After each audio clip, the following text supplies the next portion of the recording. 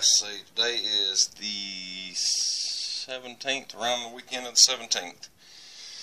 Oh, I tried cranking it and going to attempt to use the fuel pump that is on the Jeep itself. Well, I had hooked the line up. I had hooked the line up to the fuel pump down here and cranked the engine to see if it would pump. This is the output line, if you can see it. Down here is the input. That's where I hooked the line up, dumped it in a, stuck the other end in a bucket, cranked the engine, it wouldn't pump. Probably it didn't get primed good, don't know. So, to save myself a little time and trouble, I have this pump, which does pump gas.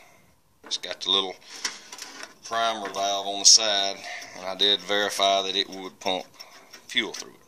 So we're fixing to do a swap on these fuel pumps and attempt to get fuel to the engine without the mechanical pump I've been using.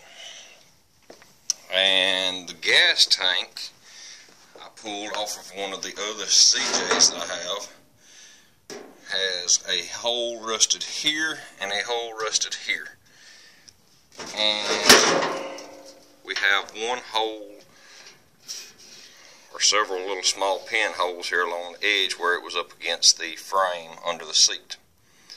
I'm going to braze them up and put fluid in it. I don't know if I'm going to put gas in it right off the bat. Probably fill it up with water and let it sit for a day or two, see if it's going to have any leaks on it.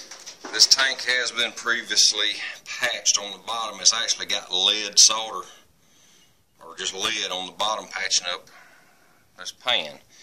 And I don't really like the idea of lead being around, but we're going to use it for the time being. I've got another tank that actually come off of this Jeep that has got a huge hole in the bottom of it. I got a good friend of mine. Let me get up here on top of here. I can show you the hole. This is the gas tank that come out of the Jeep I am rebuilding, and you can see the big hole in the bottom of it. I tried trimming some of the old bad metal away, and we're going to attempt to get that fixed. I'm not sure, I might just scratch the idea and buy a new one. When I get this tank patched and get the fuel pump on, we are going to put some fluids in it. Fluid, me talking all crazy. We're going to put some gas in it and drive it. I have hooked it up to the electric pump again, cranked the engine, and I pulled it forward and backwards. So the drivetrain does work. In the last video I done, I showed that the front drive shaft was welded to the slip yoke.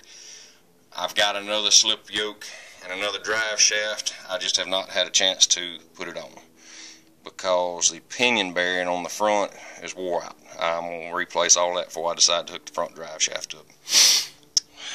We're going to, when I get everything hooked up and I can drive it around in the yard, I have located a foundry close to the house that has sheet metal. I am going to go price that versus buying pre-cut floor pans that I had previously talked about doing, because how good you can see up under it being dark, the hole stopped right under the master cylinder access hole. So all I will need is a flat piece of sheet metal for the most part. I might have to make a couple of fill-ins between it and the gap, but for the most part the rust is all on the flat floorboard and not up on the sides. Until next time, I'll keep you updated.